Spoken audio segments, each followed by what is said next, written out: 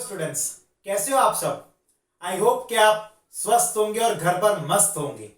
तो जैसे कि आप जान रहे हो, हमारे 5 लेक्चर्स इस चैप्टर के यानी कि चैप्टर नंबर 1 के कंप्लीट हो चुके हैं और ये 5 लेक्चर में हमने काफी कुछ डिटेल्स पढ़ लिए हैं। अगर हम प्रीवियस लेक्चर की बात करें तो प्रीवियस लेक्चर में हम लोग ने formation of the constituent particle यानी कि जो भी कंस्टिट्यूएंट पार्टिकल है उनका पैकिंग जो होता है वो हमने पढ़ा था और हमने कुछ वॉइड्स के बारे में पढ़ा था। ठीक है, लेकिन आज का टॉपिक पिछले बार का टॉपिक भी बहुत इंपॉर्टेंट था, बहुत कंसेप्चुअल था। वैसे ही आज का टॉपिक भी बहुत ही इंपॉर्टेंट और बहुत कंसेप्चुअल है। तो जरा ध्यान से देखिएगा। और आज मैं एकदम वैसे तो मैं एकदम नॉर्मल स्पीड पे पढ़ाता हूं, लेकिन आज मैं एकदम स्लो पढ़ाऊंगा क्योंकि ये टॉपिक बहुत इंपॉर्टेंट है। और इंपॉर्टेंट टॉपिक्स तो वैसे पहले वाले भी थे, लेकिन इन्हें समझने बहुत जरूरी है और ये थोड़े से लॉजिकल टॉपिक है। तो आज का हमारा जो टॉपिक है वो है पोजीशन ऑफ वॉइड्स और लोकेशन ऑफ वॉइड्स, यानी कि वॉइड्स या फिर जो एम्प्टी स्पेस रहते हैं, जो वॉइड्स क्रिएट होते हैं, उनकी लेटाइस के अंदर पोजीशन कहां पर है वो देखते हैं। खास करके ध्यान रखिएगा, हमें यहां पर 3D FCC या फिर CCP स्ट्रक्चर के वॉइड्स जो उनके अंदर फॉर्म होते हैं उन्हीं के बारे में पढ़ना है। अगर हम 3D FCC CCP स्ट्रक्चर की बात करें तो उसमें ABC पैटर्न हम पढ़ने वाले हैं। उनमें पैटर्न ए जो बनेगा बच्चों, उसमें 2D हेक्सागोनल पैकिंग होगा। आपको वो याद होगा 2D हेक्सागोनल पैकिंग में क्या होता है, ठीक है, जो हमने प्रीवियस लेक्चर में पढ़ा है। जो बी होगा बच्चों, यहां पर बी जो लेयर बनेगा उसके अंदर टेट्राहेड्रल वॉइड्स में कुछ एटम आए होंगे, वहां पर टेट्राहेड्रल वॉइड्स में एटम आए होंगे। और यहां पर सी पैटर्न जो है वो ऑक्टाहेड्रल वॉइड्स का काम करेंगे, वहां पर ऑक्टाहेड्रल वॉइड्स बनेंगे उनकी वजह से। ठीक है, जरा ध्यान से देखिएगा, एबीसी जो पैटर्न है उसके ऊपर से। लेकिन ये टॉपिक को शुरू करने से पहले हम ये देख लेते हैं कि भाई ये वॉइड्स कैसे बनते हैं। तो हालांकि हमें यहां पर 2 वॉइड्स के बारे में पढ़ना है। जो अपना पहला वॉइड है वो है टेट्राहेड्रल वॉइड। जरा ध्यान दीजिएगा यहां पर स्टूडेंट्स, जो हमारा पहला वॉइड है वो है टेट्राहेड्रल वॉइड। ठीक है बच्चों, तो ये कैसे बनते हैं उसको जरा ध्यान से देखिएगा। जैसे कि मैंने आपको पहले एक 2D मेथड से उसके स्ट्रक्चर वॉइड कैसे बनते हैं वो दिखाया था, जिसमें वॉइड कुछ इस तरह से बनेंगे। हमारे पास यहां पर 3 एटम्स है बच्चों, और ये 3 एटम के ऊपर अगर एक एटम आ जाता है, ठीक है, तो यहां पर बीच में ये जो स्पेस बनेगी, यहां पर जो स्पेस बनेगी वो बनेगा अपना टेट्राहेड्रल वॉइड। ठीक है बच्चों, चलिए देखते हैं कैसे बनता है, इसका 3D स्ट्रक्चर देखते हैं। लाइक मैंने यहां पर एक एटम बना दिया, उसके एग्जैक्ट बाजू में दूसरा एक एटम भी है। ठीक है, और यहां पर पीछे एक एटम है, ये जो एटम दिख रहा है वो पीछे है। तो ये 1 2 3 एटम हो गए, और उनके ऊपर जरा ध्यान से देखिएगा, उनके ऊपर एक और एटम आएगा। अब जरा ध्यान देना आप, क्या होगा उनमें, ये जो बीच में स्पेस है बच्चों, वहां पर एक एटम आएगा। ठीक है, जरा ध्यान से देखना कैसे आ रहा है, ये रहा, ये ऊपर से आएगा यूं। अब देखना इसको टेट्राहेड्रल वॉइड क्यों बोला है, तो इनके जो ये सेंटर्स है बच्चों उसको आप जोड़ लो। पहले ये यू जोड़ दिया मैंने, ठीक है। अब यहां पर इसका सेंटर लो, ये यहां पर इसके सेंटर से यहां गया, मैं यहां गया और यहां गया, तो इसके 4 हेडॉन्स बनेंगे, 4 साइड्स बनेंगे, 1 2 और पीछे की एक साइड। ये साइड नंबर 1 है, ये साइड नंबर 2 है, एक पीछे और एक नीचे आएगा। ठीक है, तो नीचे है, पीछे है, और एक यू और एक यू है, तो 4 साइड से, इसलिए इसका नाम टेट्राहेड्रल वॉइड रखा गया है बच्चों। ठीक है, लेकिन ये टेट्राहेड्रल वॉइड्स कहां होते हैं, टॉपिक भी हमारा वही है कि पोजीशन क्या होगा। जरा ध्यान से देखिएगा, इंटरेस्टिंग टॉपिक है, आपको पूरा समझ में आएगा, ये मेरी गारंटी है। देखिए जरा टेट्राहेड्रल वॉइड्स कहां बनते हैं। ठीक है, चलिए तो उसके बारे में पढ़ाई शुरू करते हैं। तो आप कोई भी मान लो आपने FCC क्या ले लिया है, तो आपने FCC यूनिट सेल ले लिया है। ठीक है, ये मैं यहां पर उसका स्ट्रक्चर बना देता हूं प्यारे बच्चों, देखिएगा, है ना। तो यहां पर मेरा ये, मैं यहां पर एक लेटाइस बना दे रहा हूं। ठीक है, यहां पर ये बन गया है। अब ये टेट्राहेड्रल वॉइड कहां पर आएगा, जरा ध्यान से देखिएगा। हमेशा याद रखना, टेट्राहेड्रल वॉइड्स जो रहते हैं वो डायगोनल्स पे आएंगे, बॉडी डायगोनल्स पे आएंगे। समझना, बॉडी डायगोनल किसको बोलते हैं, आपके रूम के उस कॉर्नर से लेकर उस नीचे वाले कॉर्नर को बॉडी डायगोनल बोलेंगे। वहां से यहां एक वो हुआ, उस कॉर्नर से यहां आने वाले को डायगोनल बोलेंगे, ये बॉडी डायगोनल हुआ। अब जरा ध्यान से देखना, अब यहां से आप नीचे तक आओगे तो वहां पर बॉडी डायगोनल बनेगा। अब देखना बॉडी डायगोनल क्या होगा, मैं ये ब्लू लाइन से रिप्रेजेंट कर रहा हूं, समझना जरा ध्यान से। आप यहां से यहां तक आओगे तो इसके अंदर दो टेट्राहेड्रल वॉइड्स होंगे मेरे प्यारे बच्चों, जरा ध्यान से देखना। इसके अंदर दो टेट्राहेड्रल वॉइड्स होंगे। वो कैसे होंगे, वो कैसे बनेंगे, ध्यान दीजिएगा बच्चों। आपको क्या करना है, यहां पर क्या होगा जरा ध्यान से देखना। ये जो वॉइड होगा मेरे प्यारे बच्चों वो 4 एटम्स के जैसे बनेगा, ठीक है। चलो, तो ये नीचे के 3 एटम जो है मेरे स्टूडेंट्स वो कौन से बनेंगे, तो देखो अब यहां पर हम लोग एफसीसी के बारे में पढ़ रहे हैं, तो एफसीसी में एटम्स कहां पर होते हैं, सारे कॉर्नर पे होंगे और फेसिस पर होंगे, ठीक है। तो देखो क्या होगा, क्या एक एटम यहां वाला होगा, ठीक है, एक एटम ये पीछे वाला होगा, ठीक है बच्चों, और एक एटम ये ऊपर वाला होगा। ये 1 2 3 एटम, उनके ऊपर ये चौथा ये वाला एटम आएगा और वो क्या करेगा, वही यहां पर वॉइड का फॉर्मेशन करेगा, ठीक है। ये 4, ये 1 2 3 एटम्स है, उसके ऊपर ये चौथा एटम आएगा, तो ये दोनों एटम के बीच में यहां पर एक बन गया, तो क्या बनेगा ये, तो यहां पर एक बन जाएगा, एक टेट्राहेड्रल वॉइड, ठीक है। वैसे ही आप यहां पर भी लो, वैसे ही आप यहां पर भी लोगे।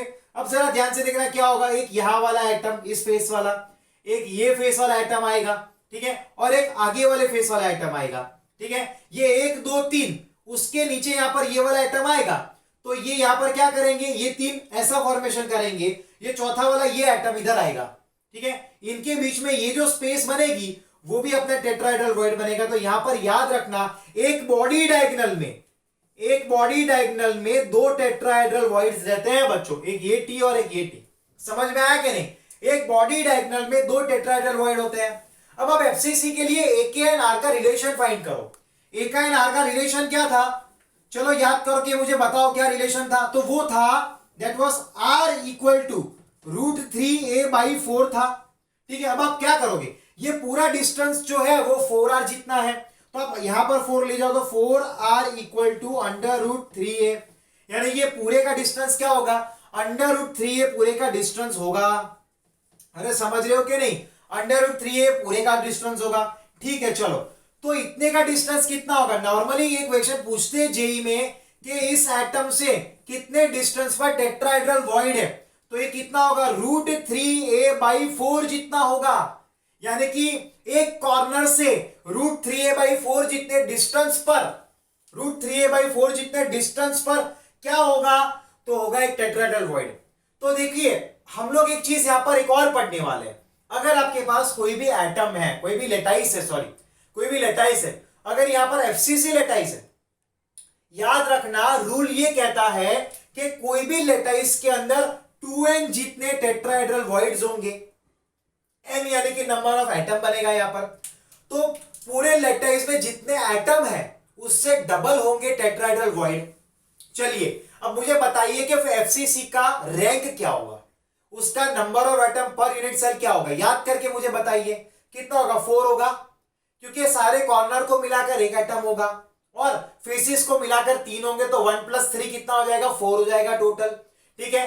तो अगर उसमें 4 एटम है तो टेट्राहेड्रल वॉइड कितने होंगे मेरे प्यारे बच्चों, तो 4 × 2 होगा, 4 × 2 होगा, यानी कि कुल मिलाकर 8 एटम होंगे, करेक्ट, सॉरी 8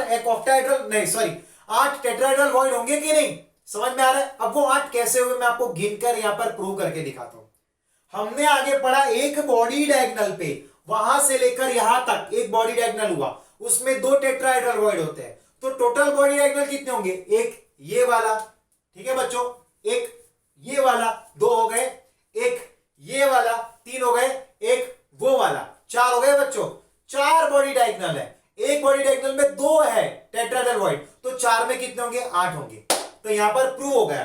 तो याद रखिएगा बच्चों, एक एफसीसी के अंदर कितने होते हैं, तो वहां पर ध्यान देना टेट्राहेड्रल वॉइड 2n जितने होंगे, यहां पर 8 और टेट्राहेड्रल वॉइड्स होंगे, 8 टेट्राहेड्रल वॉइड्स होंगे।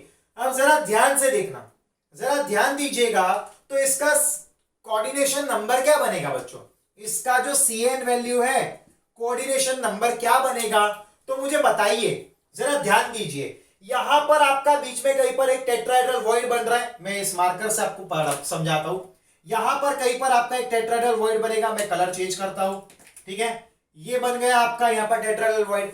अब वो जो वॉइड है, यानी कि वो अपना ये वाला बीच का सेंटर वाला या फिर ये वाला वॉइड हुआ, इज इट ओके, तो उसके ऊपर एक एटम और उसके आजू बाजू में 3 एटम है, तो उसको 4 एटम घेर रहे हैं, तो उसका कोऑर्डिनेशन नंबर बन जाएगा 4। समझ में आ रहा है कि नहीं? यानी कि जो भी एटम टेट्राहेड्रल वॉइड के अंदर आएगा, जो भी एटम टेट्राहेड्रल वॉइड के अंदर आएगा उसका कोऑर्डिनेशन नंबर बनेगा 4। यानी कि टेट्राहेड्रल वॉइड का कोऑर्डिनेशन नंबर बन जाएगा यहां पर 4। समझे कि नहीं? ये टेट्राहेड्रल वॉइड के बारे में था। ठीक है बच्चों, अब हम लोग नेक्स्ट लेते हैं, वो है ऑक्टाहेड्रल वॉइड। जरा ध्यान दीजिएगा यहां पर ऑक्टाहेड्रल वॉइड। पहले तो हम उसका स्ट्रक्चर देखते हैं।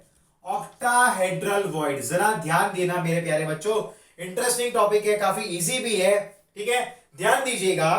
What is an octahedral void? उसका स्ट्रक्चर हमने पहले ही पढ़ा है। क्या आता है? हमने सिंपल स्ट्रक्चर ये वाला बनाया था। Is it okay? जब इसका उल्टा आएगा मेरे प्यारे बच्चों, जब एक और लेयर उसके उल्टा ऊपर आएगा, यानी कि क्या होगा, जरा ध्यान से देखना। ये इधर यूं आएगा, एक एटम, 2 एटम और ये 3 एटम। अब अगर आप ध्यान से देखोगे तो ये 6 एटम के बीच में जो स्पेस बन रही है वो अपने लिए हो जाएगा ऑक्टाहेड्रल वॉइड। क्या बन जाएगा? Octahedral void. जरा ध्यान से देखना, ऑक्टाहेड्रल वॉइड का 3D स्ट्रक्चर बनाता हूं मैं। ठीक है, मस्त स्ट्रक्चर है। देखो, पहले तो मैंने एक एटम ये यूं ले लिया। ठीक है, ऑक्टाहेड्रल वॉइड कैसे बना? एक एटम मैंने 2 एटम ले लिया यूं। ठीक है बच्चों, समझना। हाँ, अब यहां पर क्या होगा, तो यहां पर ये एटम यूं आ गया, उसके पीछे एक एटम आ गया, 3 एटम हो गए। अब इसका पूरा उल्टा लेयर ऊपर आएगा। अब कैसे आएगा जरा ध्यान से देखना। ये एटम यूं आ गया मेरे प्यारे बच्चों, ठीक है, और दूसरा एटम ये उसके पीछे यूं, और एक और एटम पीछे यूं आएगा। ये थोड़ा सा सर्कल। अब आप देखिए, इसको इमेजिन करते रहिए, आपको समझ में आएगा। ये पीछे एक लेयर आ गया। अब इनके सेंटर्स को जोड़ लीजिए, आप इनके सेंटर्स को जोड़ लीजिए। पहले तो आप ये सेंटर ले लीजिए, 1 2 और ये 3 आ गया।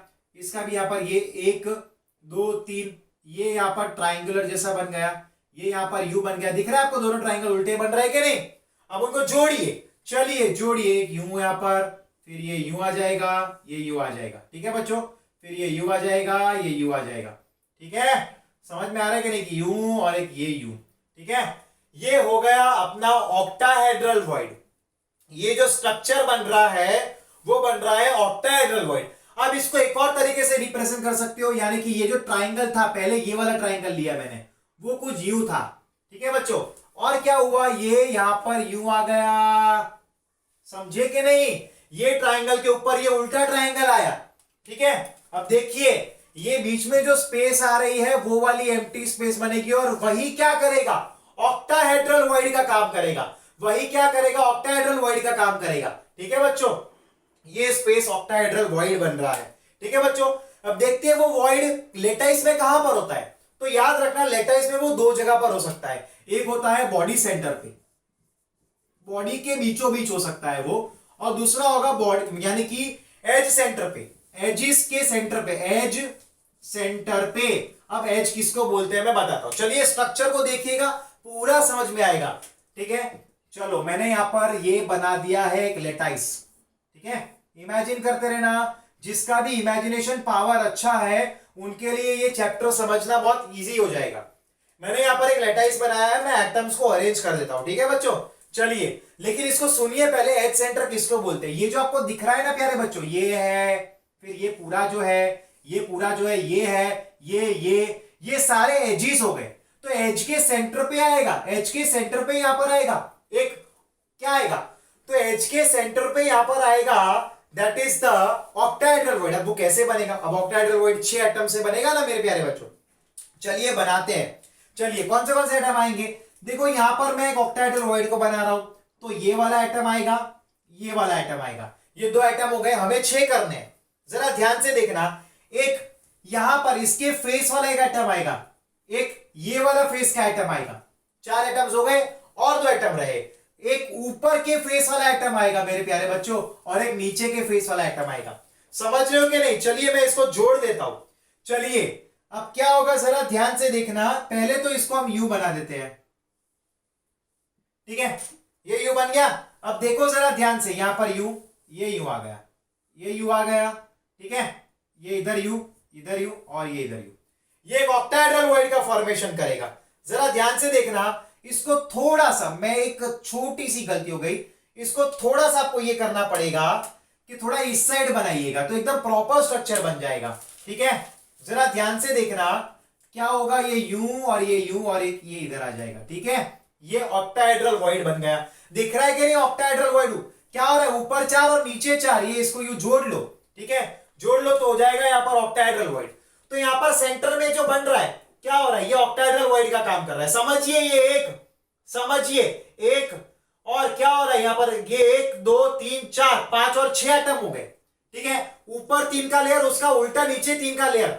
देखिए कैसे आया, मैं समझाता हूं, जरा ध्यान देना। ऊपर एक एटम यू है, फिर यहाँ पर 2 एटम है 3, उसका उल्टा लेयर नीचे आया, ये 2 एटम और नीचे क्यों आया। ठीक है, तो क्या हो रहा है, ये एक ऑक्टाहेड्रल वॉइड बन रहा है। ऐसे कितने बनेंगे ऑक्टाहेड्रल वॉइड? एजिस कितने होते हैं? तो एज होते हैं 12। ठीक है, एज होते हैं 12। और समझिए, एक यहां पर अगर ऑक्टाहेड्रल वॉइड है, ठीक है, तो 1/4 पार्ट ही एक लेटाइस के अंदर आएगा, एक ग्रिड सेल के अंदर आएगा। 1/4 पार्ट इधर, फिर इस साइड के ऊपर वाले पर और इसके ऊपर वाले पर 1/4 आएगा। तो 12 एजिस होते हैं और एक में 1/4 आता है, तो ये यहां पर एक टोटल एज सेंटर कितने होंगे? 3 यहां पर हुए। आई मीन के एज सेंटर पे वॉइड 3 बनेंगे, एज सेंटर 12 होते हैं। ठीक है, अब देखिए जरा ध्यान से, ये एज सेंटर के लिए था, अब हम बॉडी सेंटर के लिए देखते हैं इधर। ठीक है, बॉडी सेंटर के लिए देखिएगा। अब बॉडी कितने होंगे? बॉडी तो एग्जैक्ट एक ही होगा ना बीच में। ठीक है, उसके लिए बनाते हैं। चलो, उनमें कौन से आएंगे एटम्स, तो मैं उसको बनाता हूं, जरा ध्यान से देखना। एक तो ये नीचे वाला फेस आ जाएगा बच्चों, ठीक है, बॉडी के सेंटर में। फिर एक क्या होगा, एक ये पीछे वाला फेस जो है उसका एक सेंट्रल आ जाएगा एटम। ठीक है, फिर एक ये ऊपर आगे वाला जो फेस है उसका आ जाएगा। तो जरा ध्यान से देखना क्या होगा, ये यहां पर आएगा थोड़ा सा। ठीक है, अब जरा ध्यान से देखिए क्या होगा, और एक जो है वो यही वाले फेस पर आएगा, 1 2 3 4। ठीक है, अब जरा ध्यान से देखना, अब 6 एटम, एक ये वाला एटम आएगा। देखो 6 एटम होने चाहिए, 1 हुआ, 2 हुआ, ठीक है, फिर आगे का 3 हुआ, 4 हुआ, 5 और 6, वापस गिना। तो जरा ध्यान से देखिए, देखो मैं लिखता हूं, एक एटम ये वाला हो जाएगा। ठीक है, एक एटम ये वाला हो जाएगा फेस का, 2 हो गए। एक ये वाला हो जाएगा, ये जो दिख रहा है वो 3। ठीक है, एक वो वाला हो जाएगा 4। ठीक है बच्चों, एक ये वाला हो जाएगा 5, और एक ये वाला जो अपना फेस है आगे वाला वो हो जाएगा 6 से 6 एटम से ये एक और बॉडी सेंटर पे ऑक्टाहेड्रल वॉइड बनेगा। अब जरा ध्यान से देखना कैसे बनेगा, ये यू यू यू और ये यू आ गया। ठीक है मेरे बच्चों, अब क्या होगा, इसको इधर कनेक्ट कर दो, इसको इधर कनेक्ट कर दो। ठीक है, इसको इधर कनेक्ट कर दो, इसको इधर कनेक्ट कर दो, इसको इधर कनेक्ट कर दो, यू यू कनेक्ट कर दो। ठीक है, खत्म। तो यहां पर सेंटर में बीचों बीच में एक ऑक्टाहेड्रल वॉइड आ जाएगा।